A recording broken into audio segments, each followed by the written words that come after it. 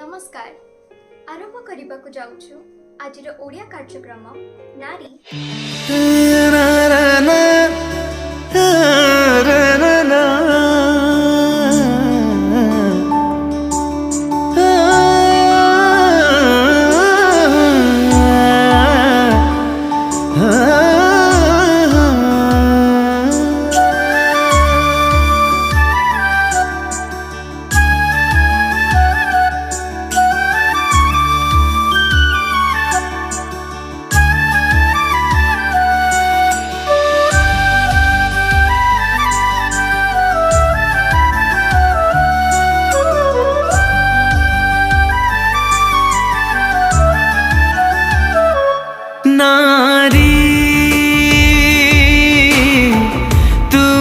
केड़े धन्य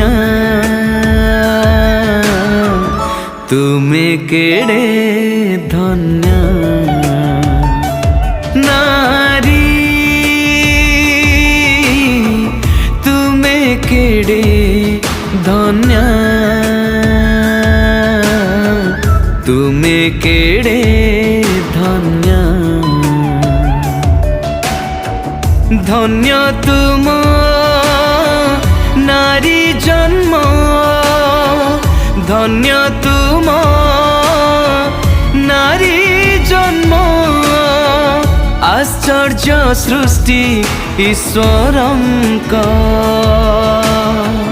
नारी तुम्हें केड़े धन्य हो नारी तुम्हें केड़े धन्य।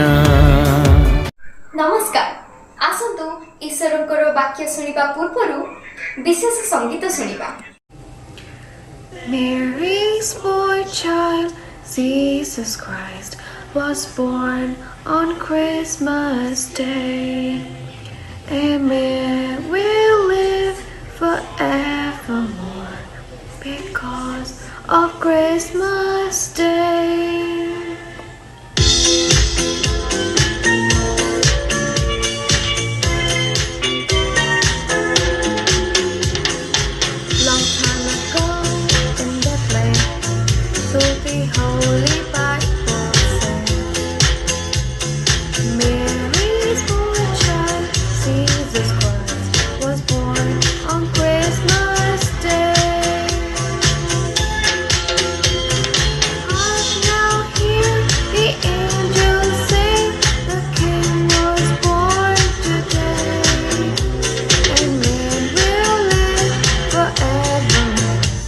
Because of Christmas Day, Mary's boy child, Jesus Christ, was born on Christmas Day. While shepherds watch their flock by night, they see a bright new shining star. They hear a choir sing a song, the music seems to come from afar.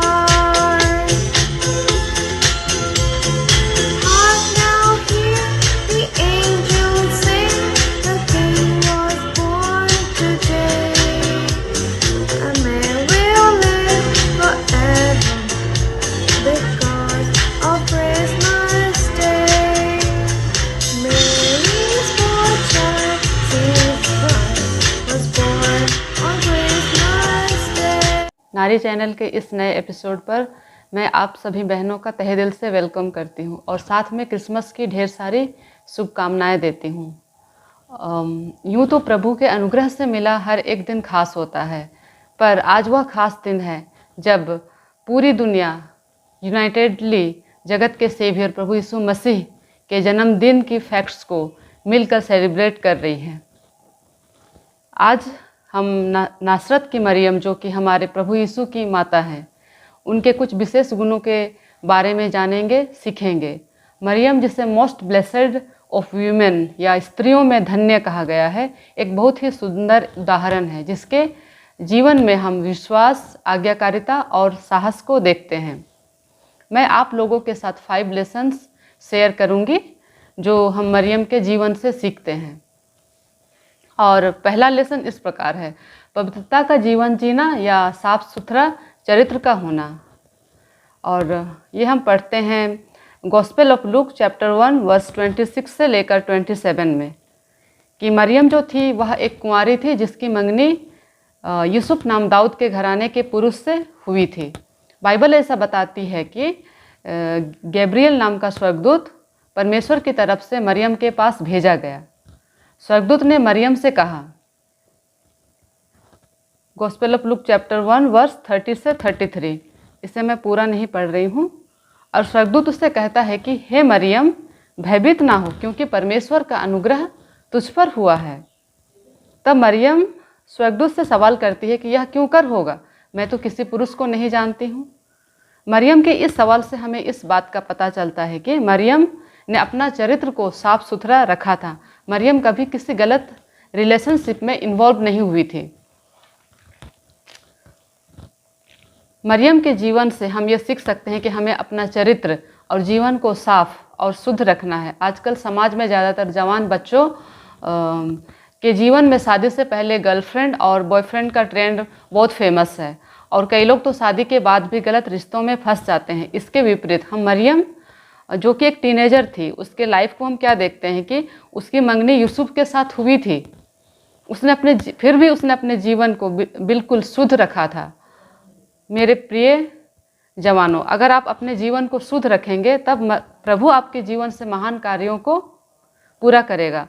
Maryam ने जगत के उद्धारकर्ता यीशु मसीह को जन्म दिया। ठीक उसी प्रकार प्रभु यीशु आपके अंदर आएगा और आपके हृदय में वो जन्म लेगा और आपका जीवन पूरी तरह से बदल जाएगा। यीशु के जन्म ने मानव इतिहास को हमेशा के लिए बदल दिया। जब हमारे अंदर यीशु मसीह जन्म लेगा तब हम यीशु मसीह के समान बदलते चले जाएंगे।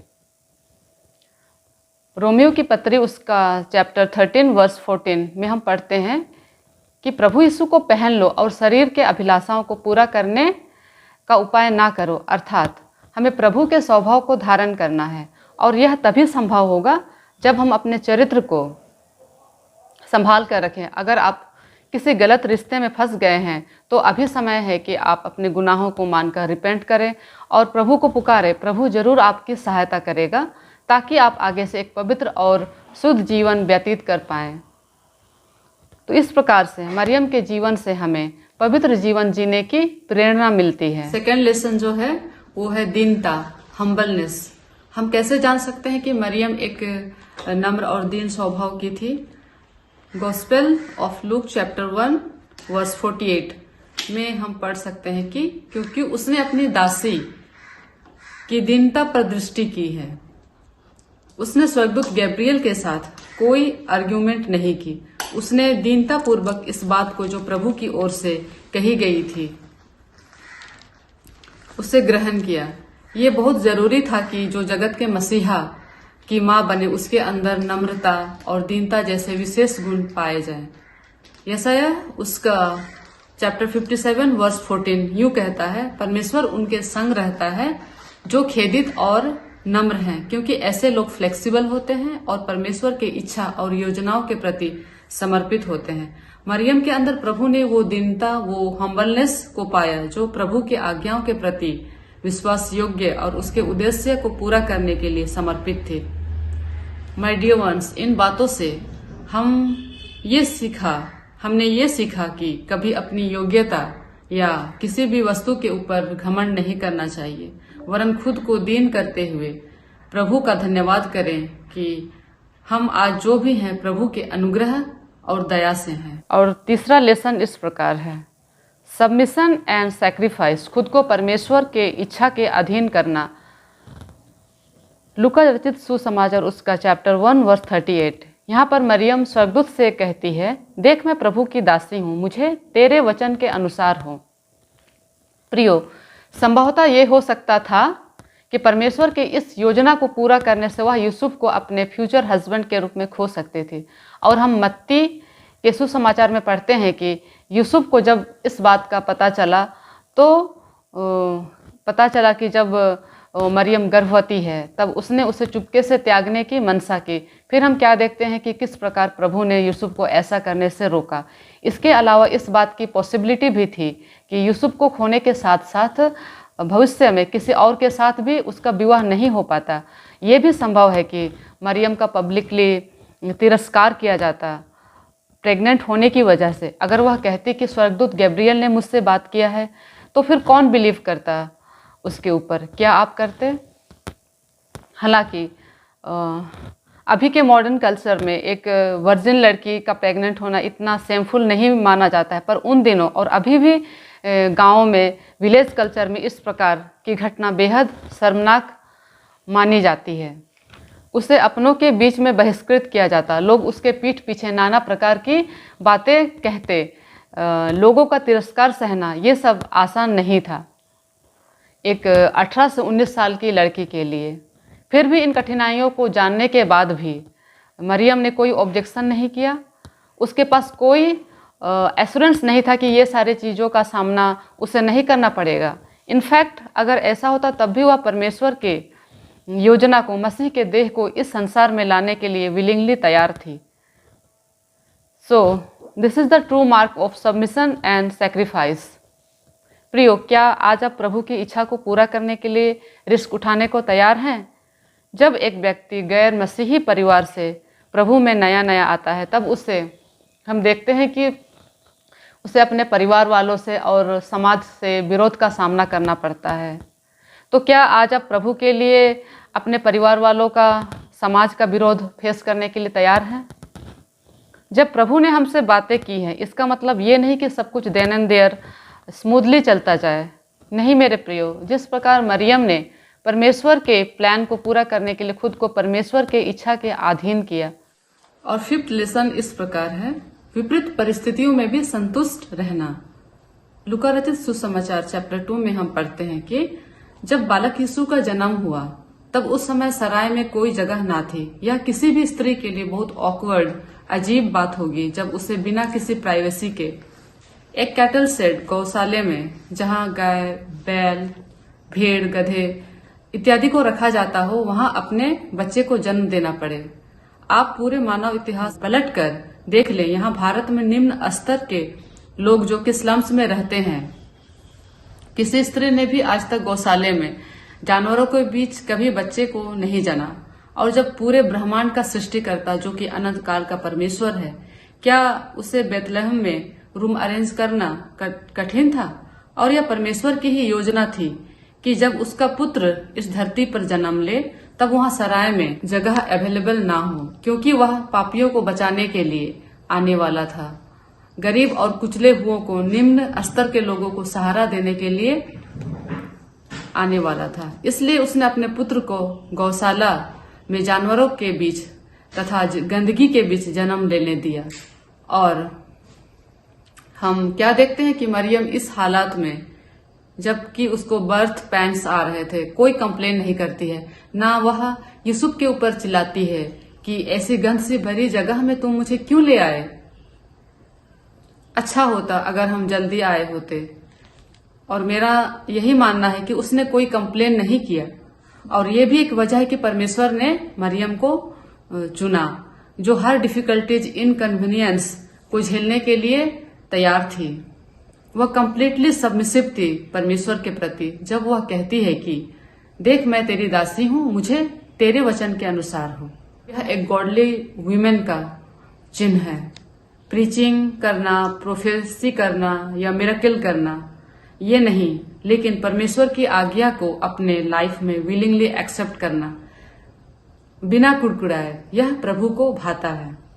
मरियम ने परमेश्वर की योजना को समझा और उस पर विश्वास किया, इसलिए नेगेटिव सर्कमस्टांसेस में भी शांत बनी रही। इस प्रकार मरियम के जीवन में हम कुछ ऐसे क्वालिटीज को पाते हैं जिनके वजह से परमेश्वर ने मरियम का चुनाव किया। आज भी परमेश्वर अपने लिए ऐसे लोगों को खोज रहा है जो उसके प्लान को अपने लाइफ में विलिंगली एक्सेप्ट करते हैं, बिना कुड़कुड़ाए, विदाउट मेकिंग एनी कंप्लेन। तो क्या आज आप तैयार हैं कि प्रभु की इच्छा को, उसके पर्पज को विलिंगली एक्सेप्ट करने के लिए? अगर हाँ, तो प्रभु यीशु आपके अंदर श्योरली आएगा, वह आपके जीवन में राज्य करेगा, वह आपके जीवन में राज्य करने के लिए जन्म लेगा। आई बिलीव आज का ये मैसेज आपके जीवन में एक बदलाव को ले आए। Amen. May God bless you all. Shalom and Merry Christmas.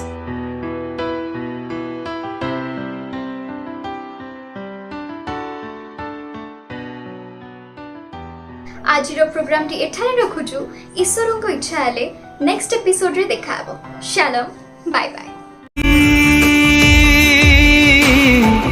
तुमे केड़े धन्य तुमे केड़े धन्य